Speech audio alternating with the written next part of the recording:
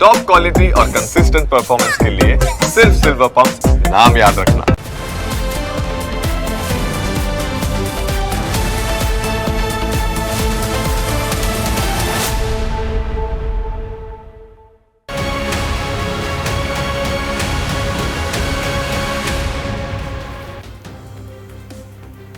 અમદાવાદની સાબરમતી જેલ દેશની સૌથી સુરક્ષિત જેલમાંની એક માનવામાં આવે છે। મોટા મોટા ગુનેગારો ક્યાંય ભાગી ન જાય તે માટે તેમને સાબરમતી જેલની અંદર કેદ રાખવામાં આવે છે। તેમ છતાં આ સુરક્ષા ફક્ત કાગળ ઉપર જ હોવાનું એક ઘટનાએ પુરવાર કરી, કારણ કે જેલની કડક સુરક્ષા વચ્ચે એક કેદી જેલમાંથી ફરાર થઈ જવામાં સફળ રહ્યો છે। આખરે કેવી રીતે જેલના મુખ્ય ગેટથી ફરાર થઈ ગયો કેદી, તેની વિગતે વાત કરી। અમદાવાદના સુભાષ બ્રિજ સર્કલ પાસે લગભગ 71 એકરમાં ફેલાયેલી આ છે સાબરમતી સેન્ટ્રલ જેલ, જ્યાં ખૂંખાર કેદીઓને રાખવામાં આવે છે। કહેવાય છે કે જેલમાંથી બહાર નીકળવું મુશ્કેલ નહીં પણ નામુમકિન છે, પરંતુ જેલ તંત્રની સુરક્ષામાં ચૂકની ઘટનાઓ સમયાંતરે સામે આવતી રહે છે। જેલમાંથી મોબાઈલ મળવાની ઘટનાઓથી લઈને કેદી ભાગી જવાના અનેક બનાવો ભૂતકાળમાં બની ચૂક્યા છે। આ બધાની વચ્ચે જેલ તંત્રની બેદરકારીનો વધુ એક કિસ્સો સામે આવ્યો, જેણે સૌ કોઈનું ધ્યાન ખેંચ્યું છે। બન્યું કે સાબરમતી જેલમાં કેદ માલદે રામાભાઈ પરમાર નામનો પાકા કામનો કેદી 11 મેના રોજ સવારે 10:10 જેલના મુખ્ય ગેટ પરથી જ ફરાર થઈ જાય છે, જેના કારણે જેલ તંત્રની આબરૂના ધજાગરા ઉડી ગયા છે।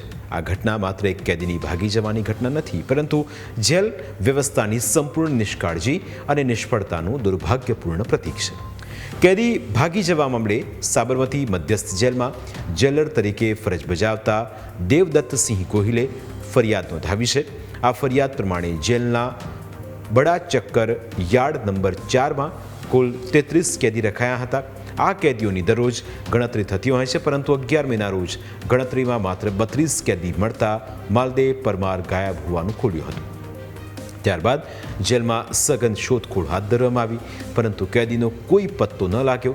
આખરે સીસીટીવી કેમેરા ચેક કરવામાં આવ્યા, જેમાં માલદે પરમાર બડા ચક્કર યાર્ડમાંથી બહાર નીકળ્યા બાદ જેલ સ્ટાફને ચકમો આપીને મેઇન ગેટની બહાર નીકળી જતો જોવા મળ્યો। સૌથી મોટો સવાલ એ કે રાજ્યની હાઈ સિક્યુરિટી જેલમાંથી એક આજીવન કેદની સજા ભોગવી રહેલો કેદી સહેલાથી બહાર કેવી રીતે નીકળી ગયો? તપાસમાં સામે આવી રહેલી વિગતો મુજબ માલદે પરમાર સામાન્ય કેદી નહોતો। માલદે પરમાર વિરુદ્ધ વર્ષ 2023માં પોરબંદરના કમલાબાગ પોલીસ સ્ટેશનમાં હત્યા, પોક્સો સહિત ગંભીર ગુના નોંધાયા હતા, જે કેસનો ચુકાદો 2025માં આવ્યો, જેમાં તેને આજીવન કેદની સજા સંભળાવાઈ હતી। પહેલાં તેને પોરબંદર જેલમાં રખાયો, પછી રાજકોટ જેલમાં લઈ જવાયો અને ત્યાં તેની તબિયત લથડતા સારવાર માટે સાબરમતી જેલમાં લવાયો હતો। તે વર્ષ 2025થી સાબરમતી જેલના બડા ચક્કર યાર્ડમાં કેદ હતો, પરંતુ જેલની અંદર રહેલું સુરક્ષા કવચ વિંધીને તે કેવી રીતે મેઇન ગેટ સુધી પહોંચી ગયો, ત્યાંથી કેવી રીતે ભાગવામાં સફળ રહ્યો, તે એક મોટો સવાલ છે। આ ઘટનામાં જેલ તંત્રની બેદરકારી તો છે જ, સાથે સાથે સુરક્ષામાં ગંભીર ખામી હોવાની વાતને પણ ઉજાગર કરે છે, પરંતુ જેલનું તંત્ર પોતાની નિષ્કાળજી છુપાવવા માટે કેદીને કોઈ અટપટી માનસિક બીમારી હોવાનું જણાવીને પોતાનો બચાવ કરી રહી છે। એટલે રાજકોટ સેન્ટ્રલ જેલમાં એ ગયો હતો ટ્રાન્સફર થઈને, અને ત્યાંથી એને બીમારી હોય માનસિક, એ માનસિક બીમારીની સારવાર હેઠળ 2025ના નવેમ્બર મહિનામાં ડીજી સાહેબના ઓર્ડરથી એ અહીં અમારી જેલમાં આવ્યો અને અહીં એની માનસિક સારવાર ચાલી રહી। આ કેદી છે એ માનસિક હતો, એટલે એને હેલોસિનેશન જે કહેવાય એ ટાઈપની બીમારી હતી। એટલે એ એકચ્યુઅલ જે હોય એના એ ન હોય ને એવું એને દેખાય, આ ટાઈપની એની માનસિક બીમારી હતી, અને એમાં જે રૂટીનમાં નીકળી ગયું એવું લાગે છે। બાકી કાંઈ એવું એનું પ્રી પ્લાન હોય કે કોઈ કેદી અંદર ઇન્વોલ્વ હોય, કોઈ વોર્ડર વોચમેન ઇન્વોલ્વ હોય, એવું નથી દેખાતું પ્રાથમિક દ્રષ્ટિએ। કેદી માનસિક બીમાર હોય કે ન હોય, તે જેલની બહાર ન જાય તેની જવાબદારી જેલ તંત્રની છે। માનસિક બીમાર કેદીને ન દેખાવાનું દેખાય અને તે જેલની બહાર નીકળી જાય તે માની શકાય, પણ તેને રોકવાની જવાબદારી તો જેલ તંત્રની છે। જેલમાં રહેલા અધિકારીઓ અને કર્મચારીઓની જવાબદારી છે માનસિક બીમાર કેદી ઉપર તો વધારે મોનિટરિંગ રાખવાનું હોય, કારણ કે જો તે બહાર નીકળીને કંઈ ન કરવાનું કામ કરી દેશે તો તેની જવાબદારી કોની રહેશે? કારણ કે જેલની અંદર જ મારામારીની ઘટનાઓ બનતી રહેતી હોય છે, ત્યાં બહાર તો આ કેદીઓ શું ન કરી શકે તે એક મોટો સવાલ છે. 5 દિવસ પહેલા પણ અમદાવાદની હાઈ સિક્યુરિટી ગણાતી સાબરમતી સેન્ટ્રલ જેલ વિવાદમાં આવી. જેલના બડા ચક્કરમાં 2 કેદીઓ વચ્ચે નજીવી બાબતે થયેલી બોલાચાલીએ હિંસક રૂપ ધારણ કર્યું, જેમાં એક કેદીને બીજા કેદીને મારતા ઇજાગ્રસ્ત કેદીને સારવાર માટે હોસ્પિટલમાં લઈ જવો પડ્યો. આ પહેલા ગુજરાત એટીએસે પકડેલા આતંકવાદી મોઇનુદ્દીન ઉપર સાબરમતી સેન્ટ્રલ જેલમાં જ હુમલો કરાયો હતો. 10 દિવસના રિમાન્ડ પૂરા થતાં અહેમદ મોઇનુદ્દીનને નવી સાબરમતી સેન્ટ્રલ જેલની હાઈ સિક્યુરિટી બેરેકમાં મોકલી દેવાયો હતો. જ્યાં તે સૂતો હતો તે વખતે તેના ઉપર બીજા 3 કેદીએ હુમલો કર્યો હતો. એટલે કે જેલમાં મારામારી તો સામાન્ય બાબત બની ગઈ છે.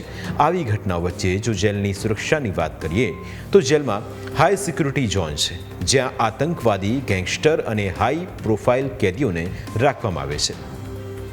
જેલની સુરક્ષામાં ટેકનોલોજીનો મહત્તમ ઉપયોગ કરવામાં આવેલો છે. સીસીટીવી કેમેરા, મોબાઈલ જેમર્સ, મેટલ ડિટેક્ટર્સથી સજ્જ છે. આ ઉપરાંત એક્સપ્લોઝિવ અને mobile detection system, AI powered સિસ્ટમથી પણ જેલ સજ્જ છે. ફિઝિકલ સુરક્ષાની વાત કરીએ તો અહીં watch towers, checking, visitor screening અને અલગ અલગ સેક્શન છે. સુરક્ષા કર્મચારીઓનો પહેરો સતત રખાતો હોવાનો દાવો છે. જેલની દિવાલો ખૂબ ઊંચી અને ઇલેક્ટ્રિક ફેન્સિંગ ધરાવે છે. આટલી સુરક્ષા હોવા છતાં એક માનસિક અસ્થિર કેદી ભાગી જાય તે જેલની સુરક્ષા વ્યવસ્થા સામે અનેક સવાલ ઊભા કરે છે.